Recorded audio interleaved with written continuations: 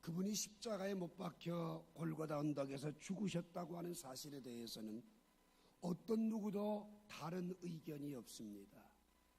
그런데 장사된 지 사흘 만에 그분이 다시 부활하셨다라고 하는 사실에 대해서 고린도전서 15장 5절에 보면 막달라 마리아에게와 시몬 베드로에게와 12제자에게와 500여 형제에게 일시에 보여준 증인들이 있는데도 불구하고 수많은 사람들은 거기에 대해서 옳고 그르다라고 하는 이론들을 펼쳐댑니다.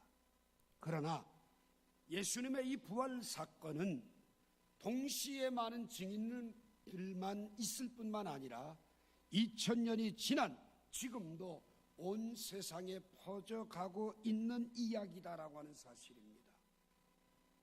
세르비아라고 하는 나라의 라손 판사라는 분이 자기 집에 전기 이상으로 인해 전기 수리를 잘못하다가 감전사고를 당해서 직사를 했습니다. 그래서 그 판사를 장례식을 다 치르고 그 나라는 유럽 쪽이니까 땅바닥에 평평한 무덤에다가 매장을 했습니다. 며칠 지난 뒤에 이 사람이 수의를 입고 땅속에 묻혀있던 사람이 다 떨치고 나와가지고 자기 집으로 찾아왔어요. 아내와 딸에게 찾아왔어요. 수의를 입고 찾아온 남편의 목소리, 이게 유령 아닌가 기절을 하고 말았습니다. 마누라와 딸이 기절해버리니까 어떻게 해요? 가장 가까운 친구를 찾아갔어요. 그 친구도 기절을 해버렸어요.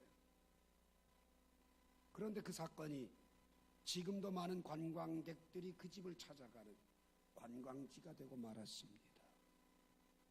예수님의 부활과 라손 판사가 다시 일어난 사건, 어떤 차이가 있다고 여러분 생각하세요?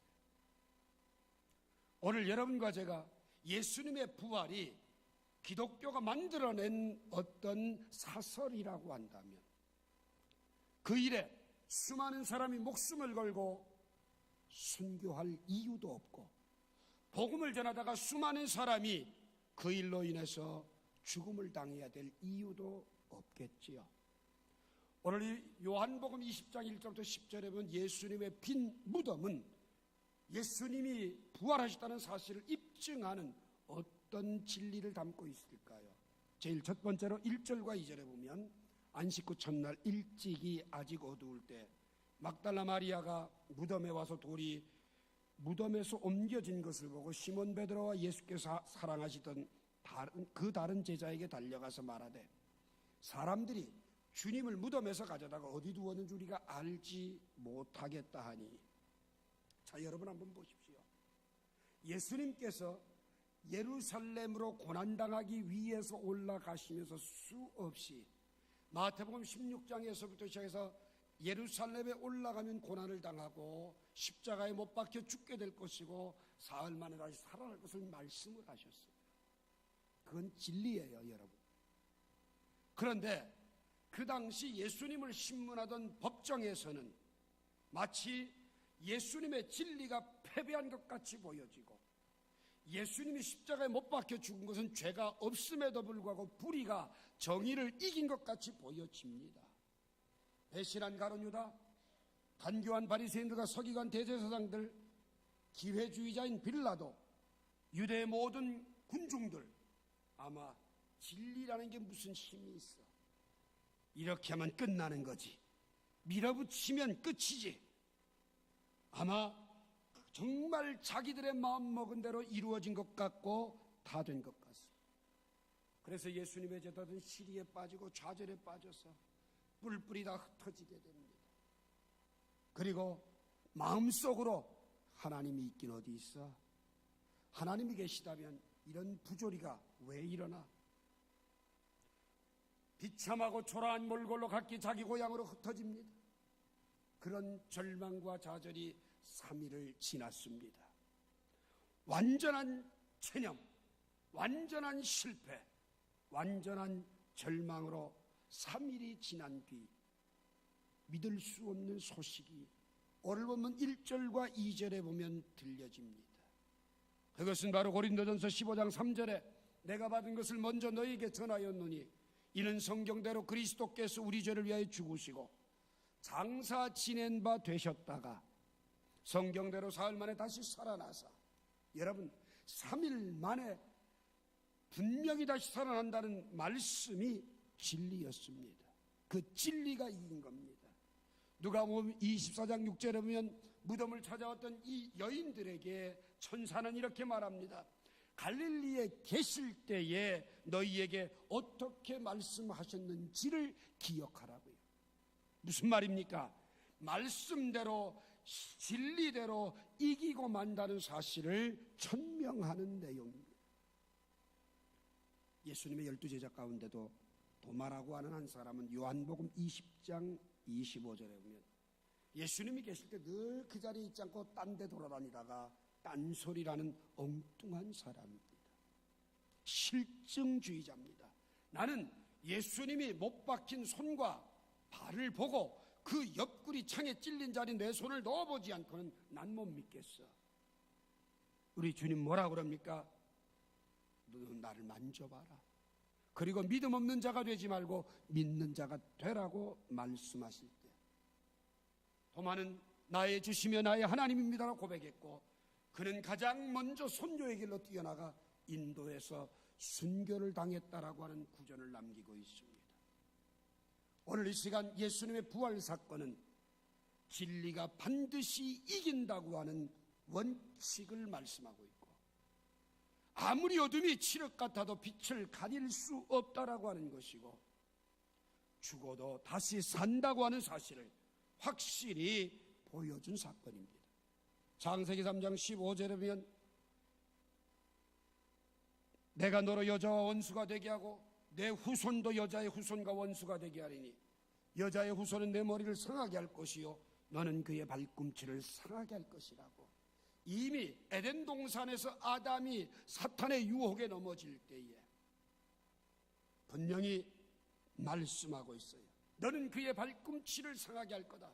사탄이 이기는 것 같이 보여지고 어둠이 승리하는 것 같이 보여지고 일시적으로 마귀의 계계가 이기는 것 같이 보여져도 결국은 여자의 후손이 내 머리를 상하게 하듯이 진리가 이긴다라고 하는 사실을 말씀합니다.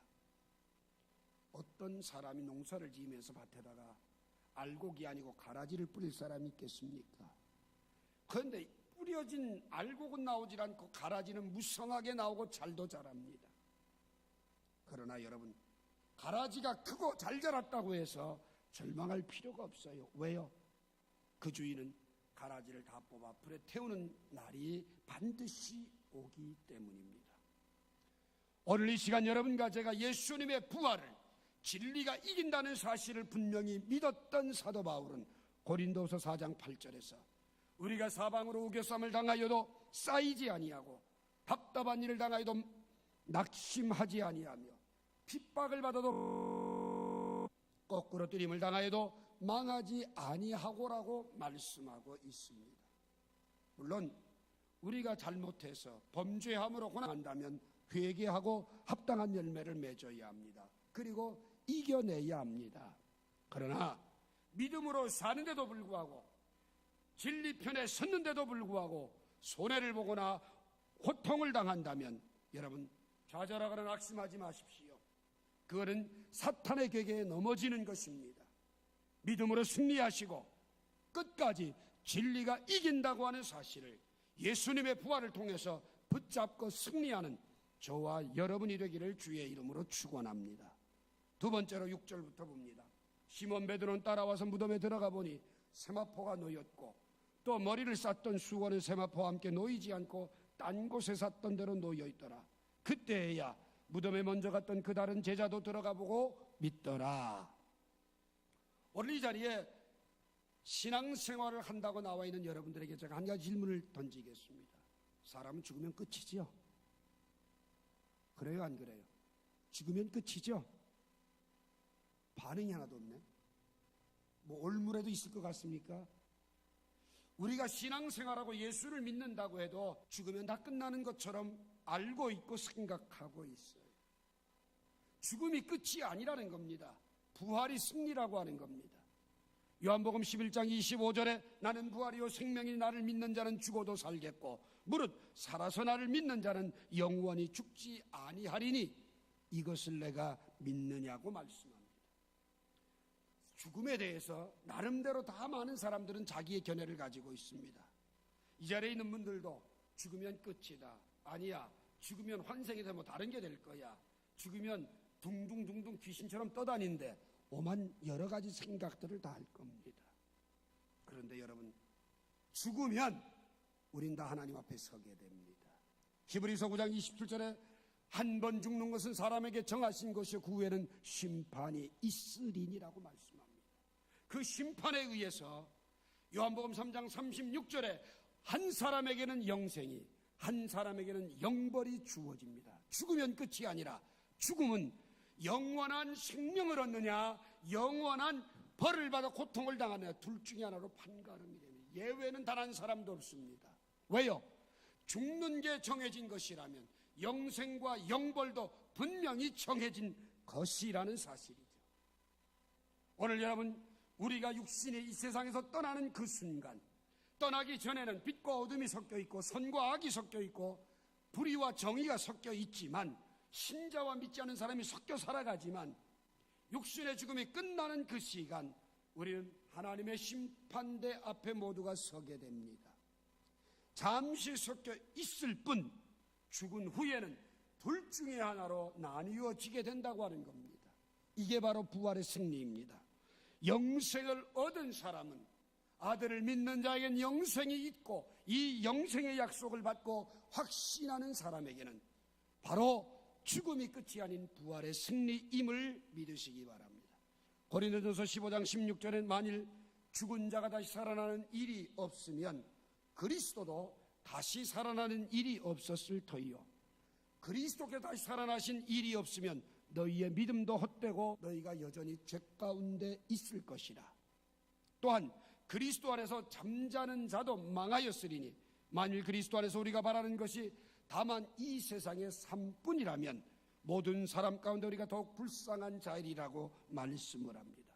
그래서 사도 바울은 빌립보서 3장 20절에 우리의 시민권은 하늘에 있다, 인생이 여기에서 끝이 아니요 영원한 새하늘과 새 땅이 있고 영생의 삶이 있다는 겁니다. 하루살이는 내일을 모릅니다. 그래서 모닥불에 뛰어들어요. 배짱이와 매미는 내년을 모릅니다. 그래서 노래만 부릅니다. 새는 내일을 알고 내년을 알기 때문에 집을 짓고 바다를 건너가 날고 알을 낳기도 합니다.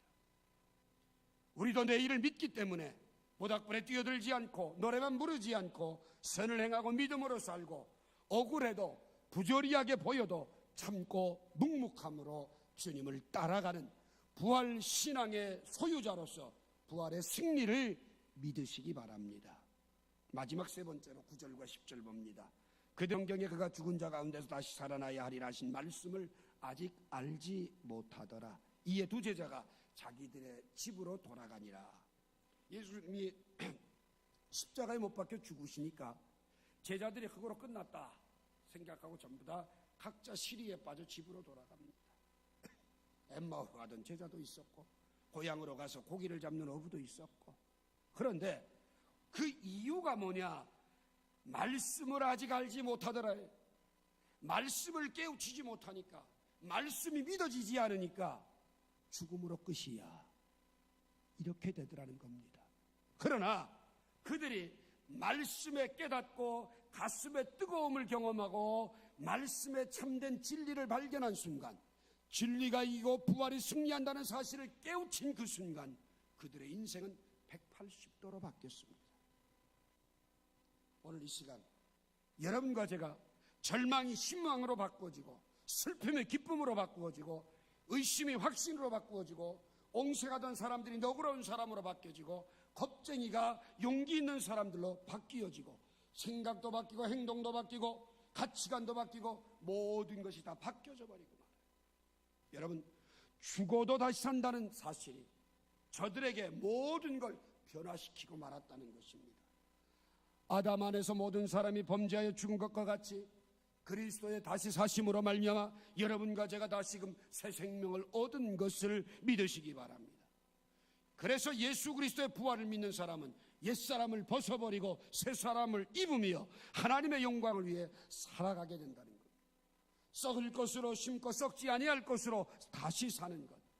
욕된 것으로 심고 영광스러운 것으로 다시 사는 부활의 축복. 오늘 이 시간 이 믿음이 있을 때 우리의 삶의 구석구석에 영향력을 미치게 되지요.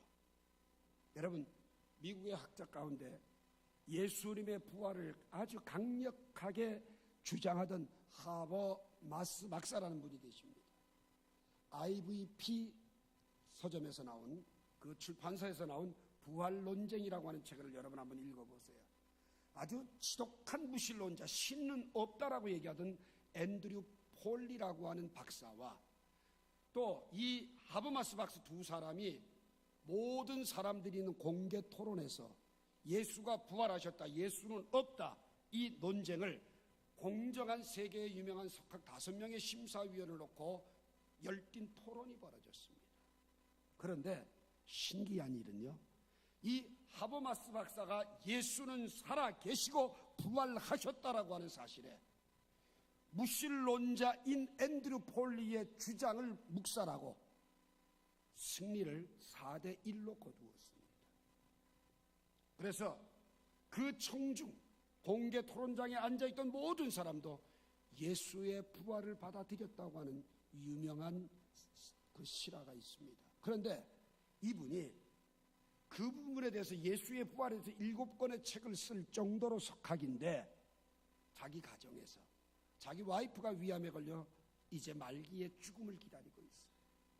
병세는 악화돼가고 어린 애들은 넷이나 있는데 죽어가는 모습을 쳐다보는 게 고통스럽기가 한이 없어요.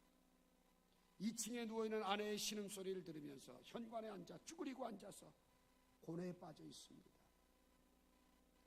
절망에 빠져 있지. 그때 자기가 가르치던 제자들에게 전화가 옵니다. 교수님의 사모님이 돌아가시지만 교수님은 예수님의 부활을 믿지 않습니까? 그 부활의 기쁜 소식을 가지고 있다면 승리하십시오. 전화를 거는 사람마다 다 그렇게 전화가 합니다. 그런데도 이 사람 마음속에서는 왜 하필 내 마누라가 이런 병에 걸려야 되고 나는 왜 이렇게 고통을 당해야만 하느냐고 하나님을 향해 원망하고 있을 때 마음속에, 야, 내가 내 아들도 장사된 지 사흘 만에 살리지 않았니? 내 아내도 살아날 거야. 내 아내도 부활할 거야. 자기 자신의 부활 신앙을 입으로는 말하고 마음속으로 받아들이지 아니하니까 힘들고 고통스러운데 그 말을 듣고 나니까 마음속에 확신이 옵니다. 내 아내가 육체의 질고는 깨져서 이 땅을 떠난다 할지라도 부활하게 되면 주님 품에 계실 거고 나도 언젠간 이 세상 떠나가 부활하면 그 사랑하는 아내를 만날 수 있을 텐데 죽어가는 아내 때문에 힘든 것이 아니라 부활 신앙을 갖게 되니까 그 어려움과 난관을 이겨내고 극복하게 되었다고 하는 유명한 이야기가 있습니다. 여러분 어디에다 소망을 두십니까? 과학, 의학, 통역? 죄송하지만 그것들은 다 우리를 죽음의 땅으로 몰고 갑니다. 아무리 의학이 발달해도요 고치지 못하는 병이 90%가 넘는다고 합니다.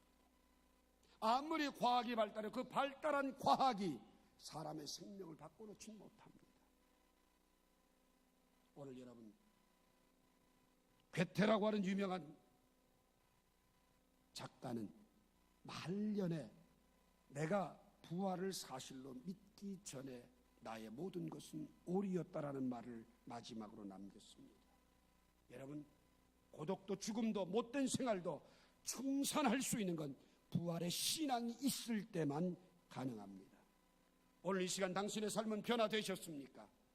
아니라면 여러분도 죽으면 끝이라고 하는 부활을 노래만 했지 부활 신앙이 여러분의 마음속에 없다는 것 아닙니까? 부활의 믿음이 내게 있다면 죽음은 끝이 아닙니다. 진리가 이깁니다. 죽음 넘어 영생의 부활의 승리가 있다는 사실입니다. 이 믿음만이 우리를 변화시키고 이 세상을 변화시키고 우리의 삶을 변화시킬 것입니다. 부활의 신앙으로 2014년 여러분과 여러분 가정과 여러분 주변을 변화시키는 승리의 사람들이 다 되시기를 주님의 이름으로 축원합니다. 기도합시다. 사망의 권세를 깨뜨리시고 잠자는 자들의 첫 열매가 되신 주님, 오늘도 주님의 부활하신 기쁜 소식을 가슴에 안고 진리가 이기며 죽음이 끝이 아니라 반드시 영생과 영벌의 심판이 있다는 사실과 부활신앙 가진 자만이 가정을 변화시키고 내가 변화되고 세상을 변화시킨다고 하는 이 놀라운 메시지 앞에 저희들 다시 한번 우리 자신을 점검합니다. 부활을 노래하는 자로 머리로만 아는 자가 아니라 가슴으로 받아들이고 삶이 변화되고 진리편에 서서 부활의 승리를 드러내는 아름다운 삶이 되게 하여 주시옵소서. 예수님의 이름으로 간절히 기도드리옵나이다. 아멘. 다 같이 일어나서 1장 찬송 부르고 축도로 2부 예배 마칩니다.